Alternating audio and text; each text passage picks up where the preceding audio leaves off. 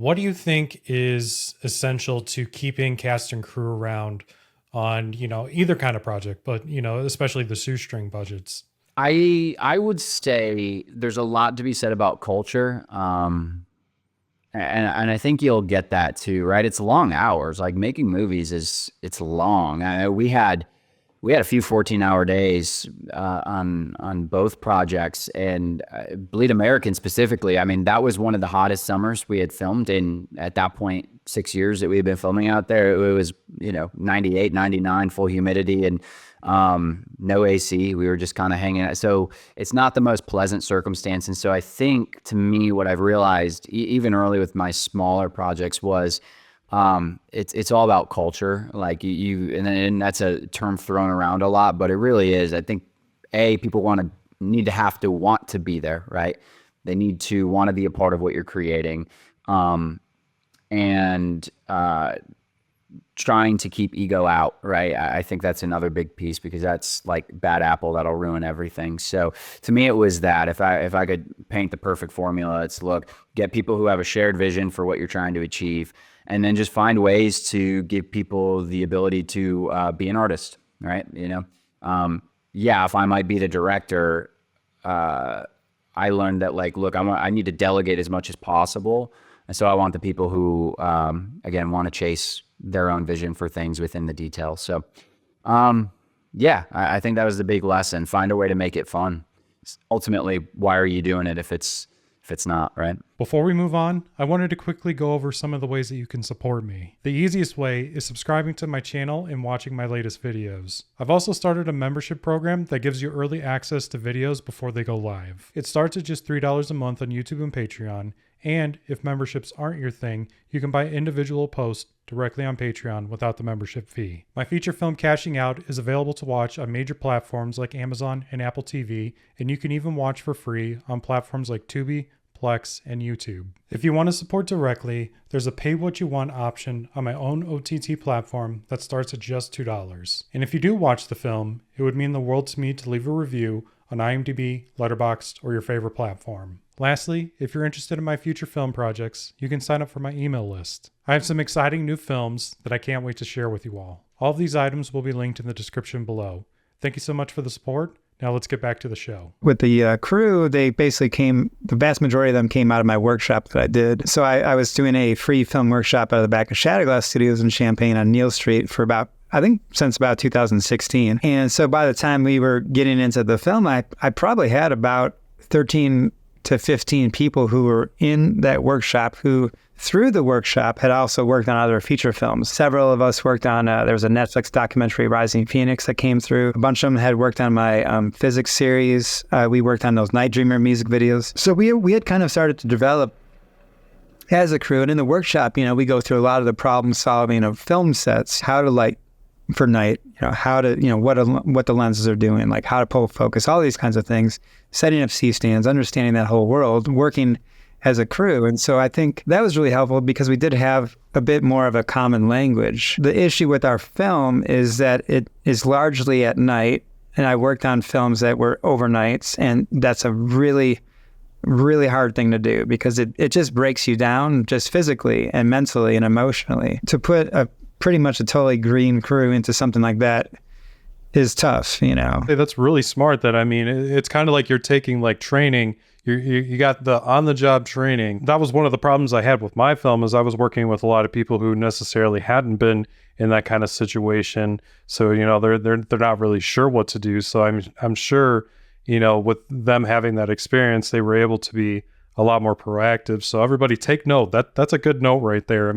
Start a workshop. That literally was the only reason we made this film, and I can get into the money thing in a second, but we would go and do night lighting setups, there was a short film that we worked on prior to this that one of the guys in the workshop wrote and directed, and I felt bad because I think I was way too stressed out to be involved with him at the time, but we did do night lighting forest exteriors for his short film, and so we had the generators out there running, we had the lighting going, and it's challenging at night because you're trying to light deep background, you're trying to light your hero set, and you're also trying to light this mid-ground thing, and you don't have we didn't have condors where we could just light the world, and so we we got it was a really good test of it, not only to see what you're doing, but also to communicate in that kind of environment. Because you might be communicating with someone about 50 yards away to move a light. When we did the teaser trailer, we were at the camp and we were shooting some stuff during the day, and then we pivoted into the night. And it was such an interesting experience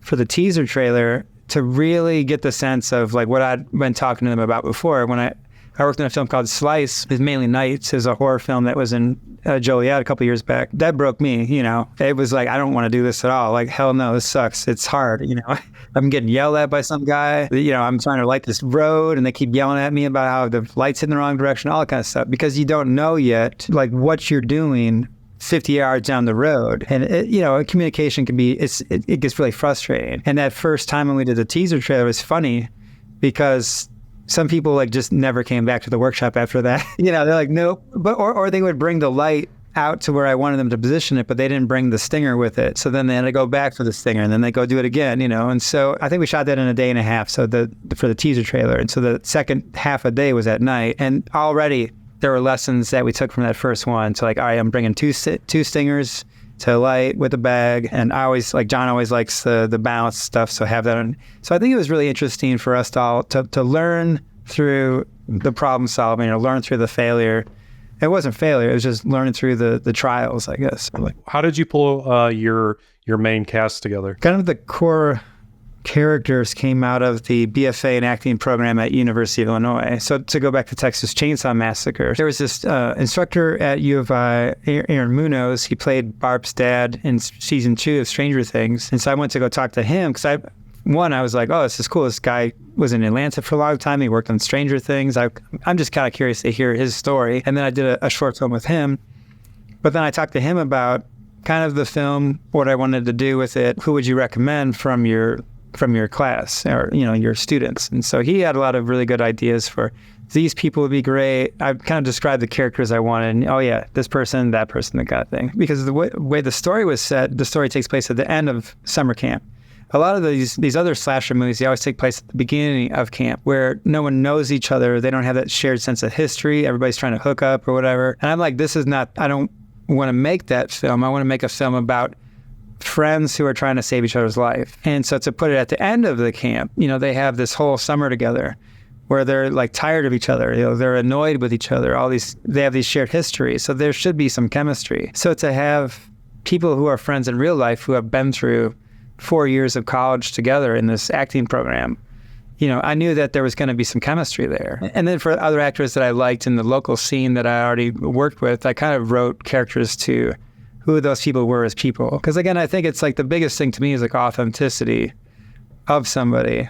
We'd always talk, it's like, look, it might be on the page and it might be your line, but if it sounds fake, sounds phony, don't say it. Say it in your own way. I don't know how old's your niece? Well, so she's 13 now. Okay. But when we shot it, let's see, she was 11 or 12. She had to be 11. Yeah, she was 11 when we shot it. Yeah. So, so you've worked with family, and I mean, you've even worked with your niece now. Like, I probably shouldn't say this on camera. I love my niece to death. She's one of my favorite people in the world. She wants to be in one of my movies so bad. Yeah. I don't know if she's quite there yet. I mean, I would love to do that with her someday. Yeah. But what I'm curious about is like, what do you think is the key to getting people to stick around, especially when they're your family or you're working with like young children, for an example, because like, I don't think people always, they see the magic of making a movie and just like the allure of Hollywood and like, oh, this is so cool. But once you start getting into the weeds of actually making the thing, like, for Cashing Out, for an example, it took us 3 months to shoot that thing, over the course of, I think, 24 days, which was definitely a mistake. And I would love to explore, like when you were talking about clowns, just having so many people. But I mean, just getting 100 people to stick around, all the way down to with Princess Spooky, just getting your kind of smaller cast and crew there to stick around. What do you think is the key to getting people to stick around for a no budget feature? this is something that at Tribeca Flashpoint, one of our classes, one of the first things we learned was sort of not even. I would say it's applicable to life in general. It's not even like specifically film related, but basically the idea of be fun to work with. Don't be an asshole. So I know that I know from experience, because I've had a couple of instances where you feel like oh, like they said they would do this, so they owe me, so I want to get angry at them, and you want to lose your temper. But you always have to sort of you have to stay humble, and you have to be understanding. You also need to be a straight shooter with people. Don't promise to pay anyone if that's not the case. I never even tease the possibility if I really don't think that's possible. I tell people, if I have a project I'm feeling really passionate about and it feels like an urge that I need to make it, and if I have people I know that I've written the parts for, I have them in mind, I will always reach out as far in advance as possible to touch base to see if they would even be interested in being involved with it. And I kind of, it's almost like flirting. It's almost like finding a significant other, but it's, you got a lot of them. And you kind of need to make sure that you're all on the same page. And I guess the other part of it is, whatever the project is, you have to make sure that people like it. I mean, it's besides liking you, like if someone likes you as a person, they're like, oh, like this is my good friend, and I love this person to death, and I would do anything for them. But if that person asks, you to be in a movie, and you read the script, and you're like, this is really bad. I don't know if I want to be in this, or I don't want to be a part of this. Like, it just comes across as bad. I guess it's like, that's where it gets kind of hard. It's like, you got to be realistic with yourself. You have to realize, you have to be as passionate about it as humanly possible if you truly want to do something. And if you do that right, your excitement will be the fuel that will excite others. And then you also kind of have to keep that momentum going.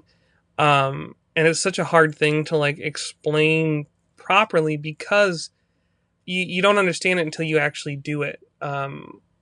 Really, or if you have that urge, that feeling, that kind of like that fire inside to like, I need to make this. I will literally do anything to make this happen. And it's really all about, finding your people. It's really about finding your people. It's about being good to work with, being fun to work with, being realistic. Don't make promises you can't keep. Be willing to put in the work yourself. I don't ask anyone to do anything I wouldn't be willing to do for someone else. So don't stretch yourself too thin. Don't ask for too much. Be realistic. I will say a helpful tip for anyone that wants to make something on a no budget, like I've done or you've done, like I would say, write a script based on who and what you have available. Don't write a script that's like, oh, this is the next Star Wars, this is the next Jurassic Park, and then expect to be able to make that in the middle of nowhere, Indiana or Ohio or Illinois or wherever you're at in the Midwest, for instance. Like, it's just not going to happen. You're gonna set the bar up here, and you're gonna be down here, and then that's gonna hurt yourself. that's going to possibly leave a bad taste in other people's mouths that were helping you with it, because then there's no finished product. There's nothing. Oh, well, that was a waste of time, because people, I like to think people are inherently good. And if you have friends and family that love you, then, they're most likely going to be willing to give you, a favor and give you a chance. But if you do something like that, or you're trying to write, you're trying to make the next Star Wars or what have you, something that's realistically would cost millions and millions of dollars, you're letting yourself down, you're letting them down for the opportunity to put that goodwill into something realistic. Whereas if you write something like, if you have an uncle that has a cabin, you could say, oh, well, I could write a story about a cabin. And how can I write a story about that cabin that's realistic? What can I do differently that other movies with cabins has not done? And keep it small scale, bigger implications again. You want to be looking through a pinhole into this world that you're creating, and keep it grounded, and only do things you realistically think are possible. If you know someone that's really good at special effects and they're a good friend of yours, and you feel like, can I ask them if they want to collaborate on this? And if you do have some money you can give them at all, say you have like $200 to spend on that kind of thing, and you're realistic with them, there's a good chance they might be willing to throw you a bone. I mean, just be realistic. It never hurts to ask. Just don't be pushy. Don't be rude. Be excited. Make sure that your story, whatever you're writing, is it going to turn the people around you off from working with you, or is it going to make them feel excited, and is it going to make it feel like something worth doing? That's the main thing. You're your own cheerleader. You have to be your own fuel to keep going forward. It's a willpower thing. It's a friendships and family members, and does your family know someone that might be able to help out? Or it's just ask. It never hurts to ask. And yeah, just kind of like every once in a while, make sure that you give updates to your cast and crew as well. Don't leave them in the dark. Always keep that communication open. You tell them, hey, this is how things are going, or can we change this? Let people know far enough in advance about schedule changes, about issues, just honesty. I mean, really, that's the best way to go about it. Honesty and being realistic, and just being fun to work with. Don't overpromise and and underplay. Just yeah, I don't know. It's a kind of a hard thing to explain, because it just feels like once you start doing these things, once you start making things, and you have something to show for it, further down the road, that'll continue to kind of build your it'll build your reputation, your work. You want to have a good reputation of like, oh, this person was a lot of fun to work with, or this person really improved from this project to this project. I want to work with them. Like, this is really cool. Don't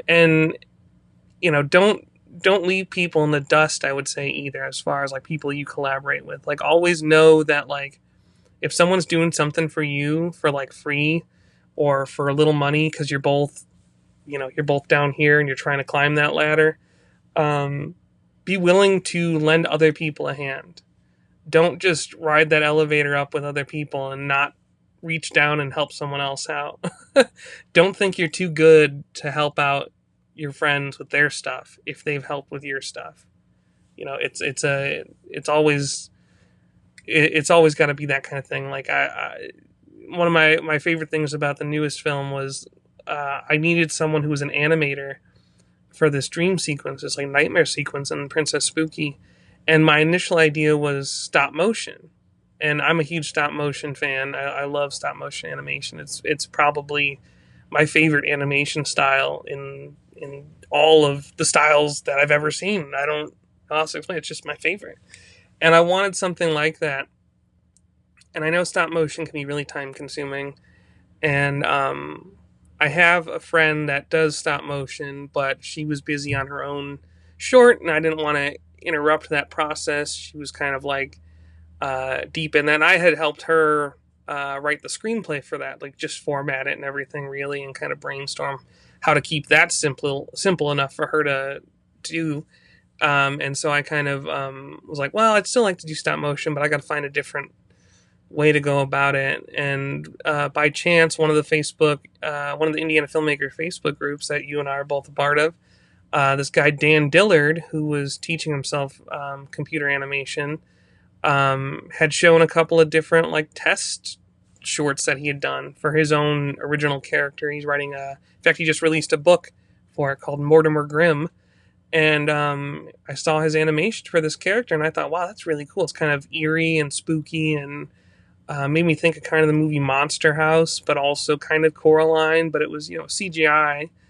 And I reached out to him because he had posted in there about that he just wanted to know if anyone needed any animation for anything. And he was like not asking to be paid or anything like that. He just genuinely wanted to do something really cool and, collaborate and network. And, I let him know that I would definitely be interested. And then if he ever needs help making his live action films, he also makes live action film stuff. I said, I will be there. Like, I will help with special effects makeup. I will do whatever, and he's just down in Indianapolis. And so that was a huge plus. And I learned a lot about even that process. I created my own animatic to send to him. I created a storyboard and created an animatic with temporary sound and all the stuff and character design work and how it was going to be an animated version of this scene in the film and how that was going to transition.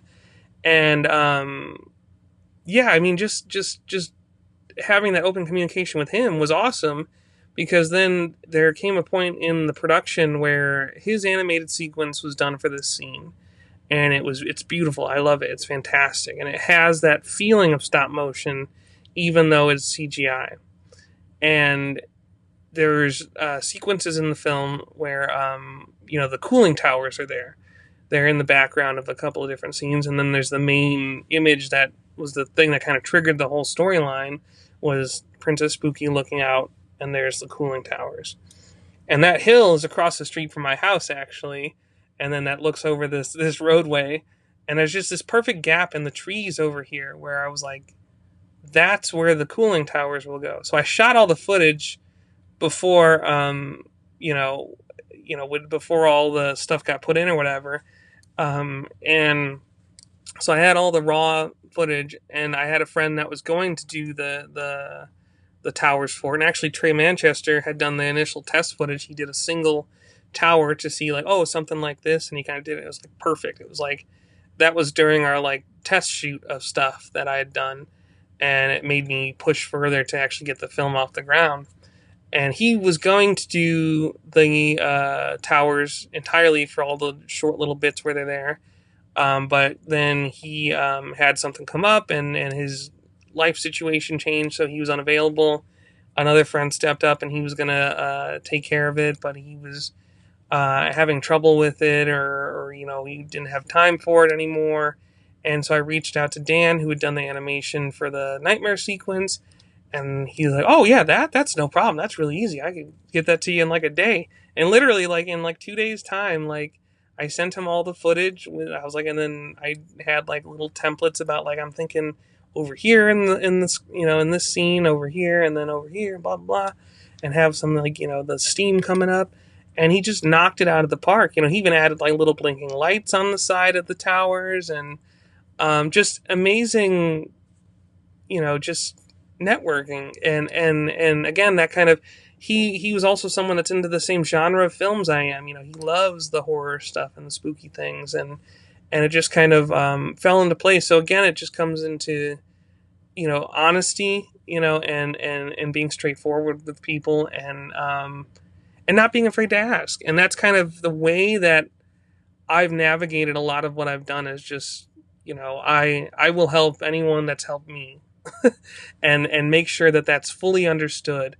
And then now it's a little bit, I don't want to say easy, because that's not the word, but it's become more accessible to me to collaborate with certain people because of my completion of both these films, and having that reputation of like, oh, Tim gets things done. Like, Tim's worked with all these people, and they get shit done. Like, and then I tell people when they're looking for people, like they're looking for a composer, poster artist, if they're looking for an animator, I point them to everyone I've worked with. If they're looking for actors that, are in the Chicago area, I point them to those people. And so it's just kind of, it's a team effort. You know, I can't make these films entirely by myself. I did a lot on the films, but I'm still just one person.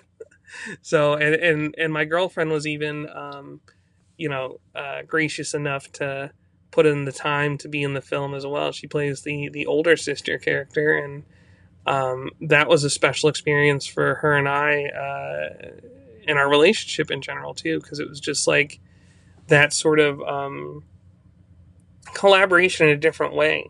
You know, it's like, you know, we're already together and everything else in life, and then to be able to experience that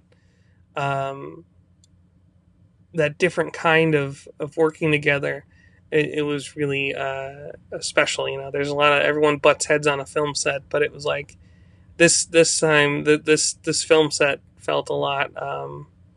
It felt like going to camp. You know, like with it was just like, oh, all right, all right, we're doing this now. We're wandering around. Oh, there's blood over here, and you're just kind of having fun. So it felt like a much more lighthearted set that was less stressful, and that's part of it too. You don't want a stressful environment, so that the stress will scare people off. You know, especially if they're not as into filmmaking as you are. If they're not as invested, which this time around.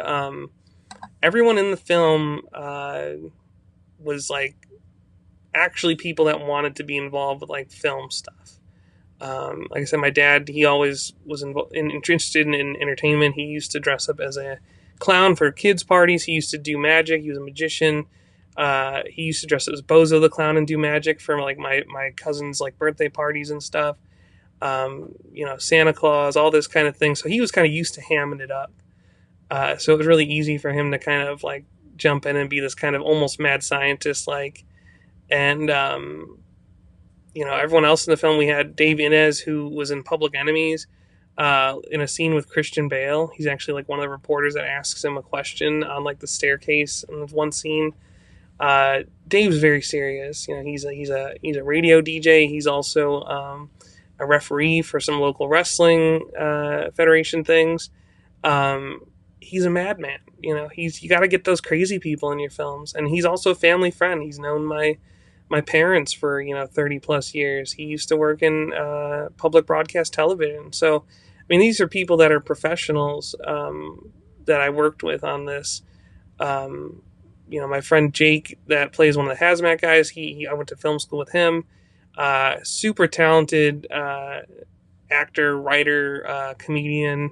He has a YouTube channel called Whiskey Written. They do these hilarious like live streams every other week, I think it is, or every week. Just so funny. And Blaine Smith, who is a very talented music video director, editor, filmmaker, writer. He plays the other hazmat guy.